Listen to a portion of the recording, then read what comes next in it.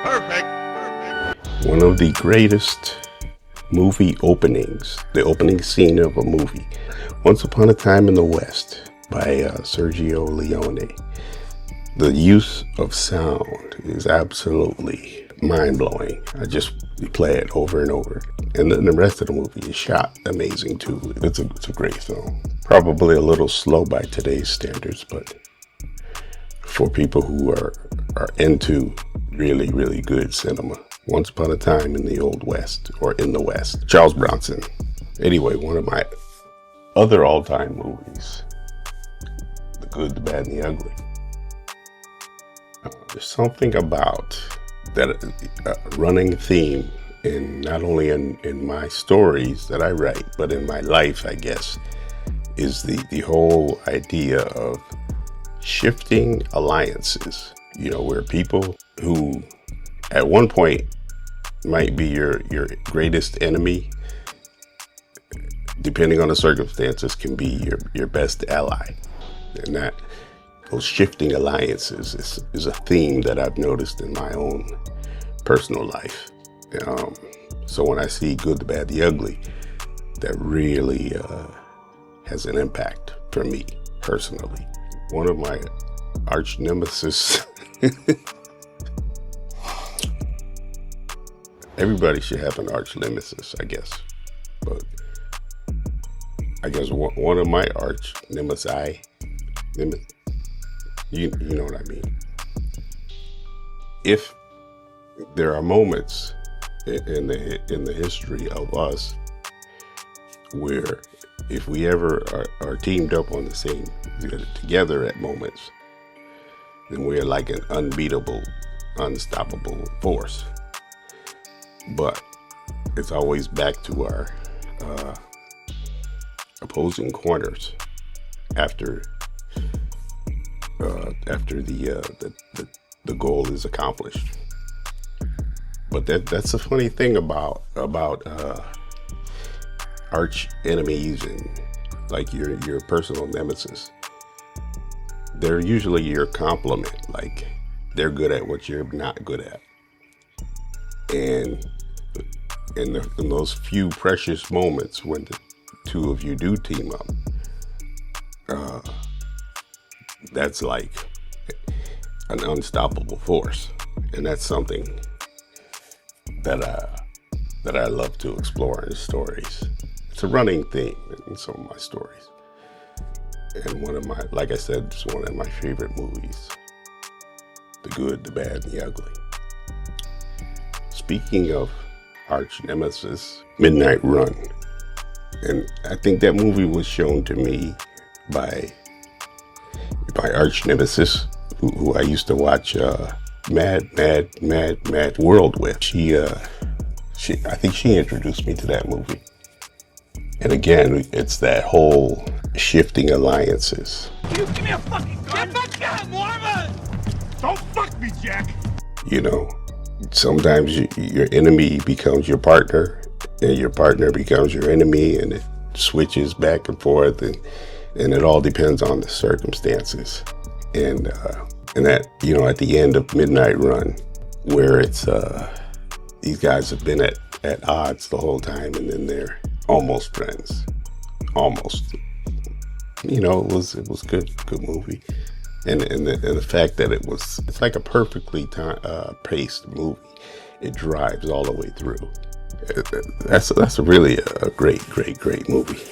One of my other favorite. I have lots of favorites, so I guess because of that, I don't really have a favorite. It's a mad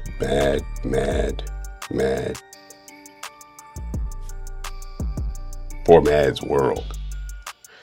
Mad world. It's a mad. You know what I mean. And that's a long, old movie. Me and a family member, we enjoyed that movie. That was like our favorite movie together. And we would say the lines back and forth. We'd memorize the lines and say them back and forth. And so that's one way I remember movies. It's like the person or people that I shared that experience with. But the thing I love about that movie, or one of the things I love about it, is the rawness of human frailties of being human. You know, the greed, the corruption of greed, and how people can't resist. They know better that they should do the right thing, but when there's a bunch of money on the table,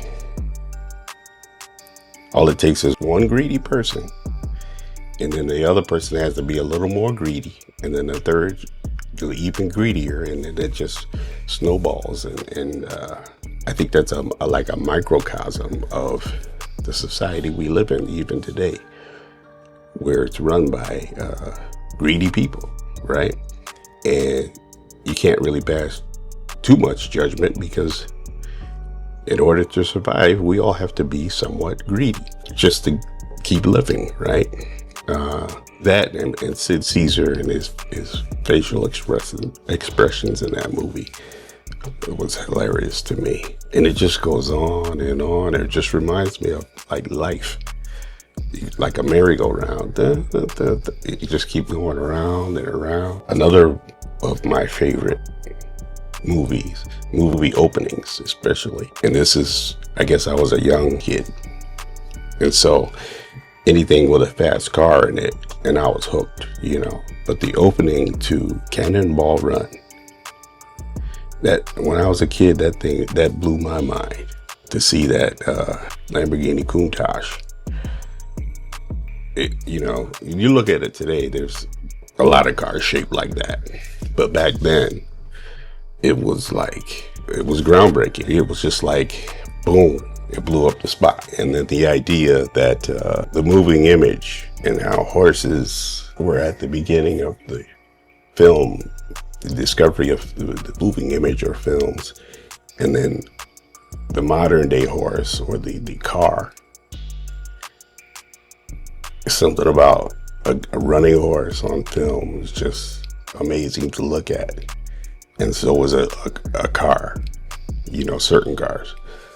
Film was made for that purpose. I mean, that's the way you open a movie. It tells you exactly what you're in for. What you're in for in that movie. There's no illusions about some great story or something. It's just fast cars doing crazy stuff. People acting crazy. It was a lot of fun. You know, they don't really make movies like that too much anymore. To now they have to be like, I'm not going to go into that.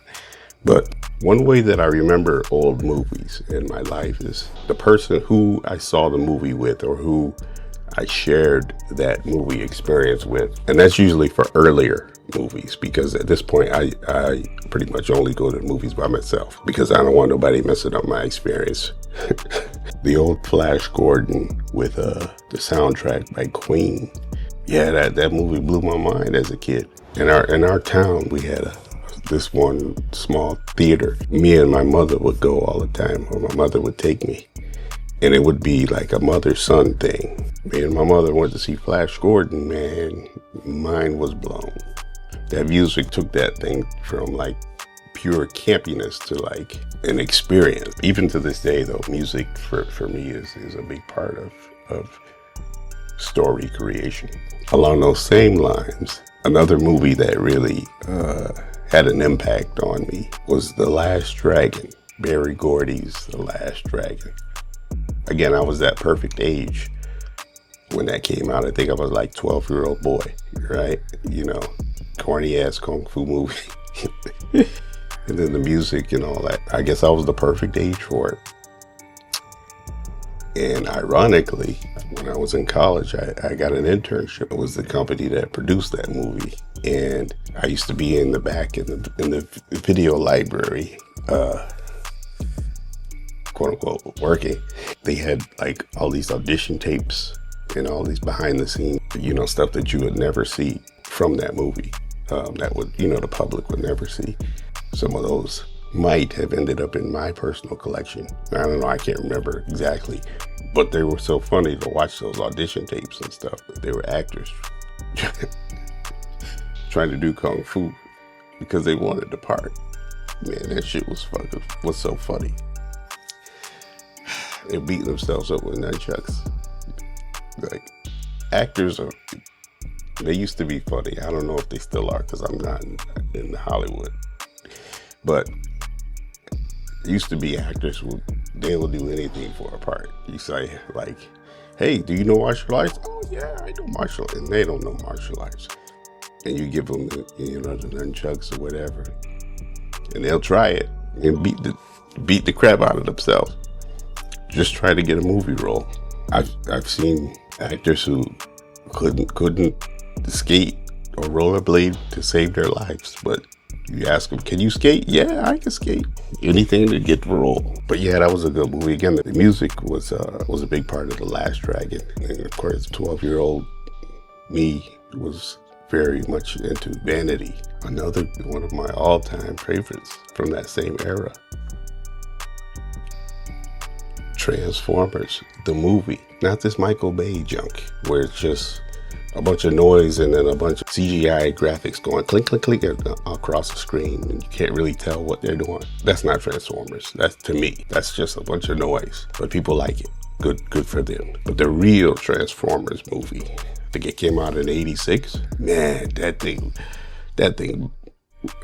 blew all the kids on our block. Man, that thing blew our minds. I guess part of it was they cussed. The cartoon characters said cuss words. That was a big deal back then to us. I mean, today with anime and all that, that's not a big deal. But back then, again, there's that theme of, under the right circumstances, your greatest enemy becomes your ally. Because I remember when Galvatron, he says, "Like it or not, we're allies now."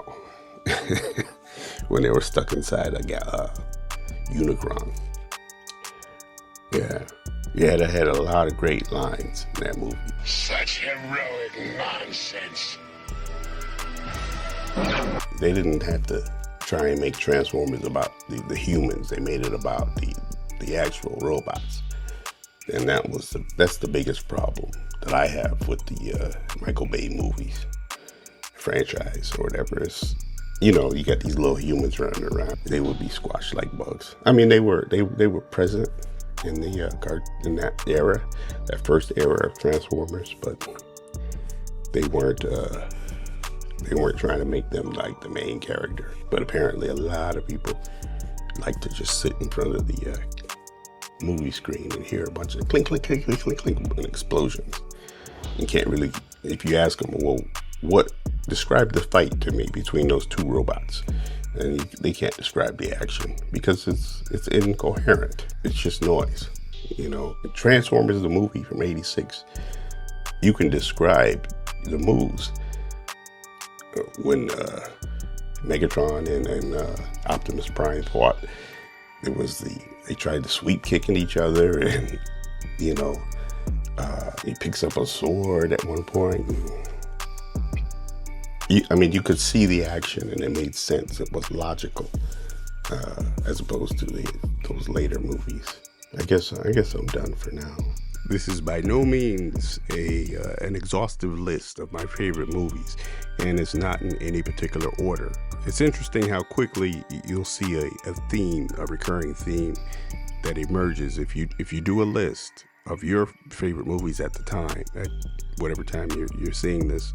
Take a list of your top 5 to 10 movies and see if you recognize a recurring theme that you see in those movies. And if you do, that might be a theme that is important in your own life, or if you're a storyteller, it might give you a clue as to your narrative point of view, or one of the themes that is recurrent in your own work.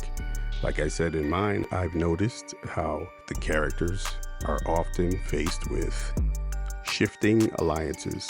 But anyway, that's it for this video. I'll catch you in the next one.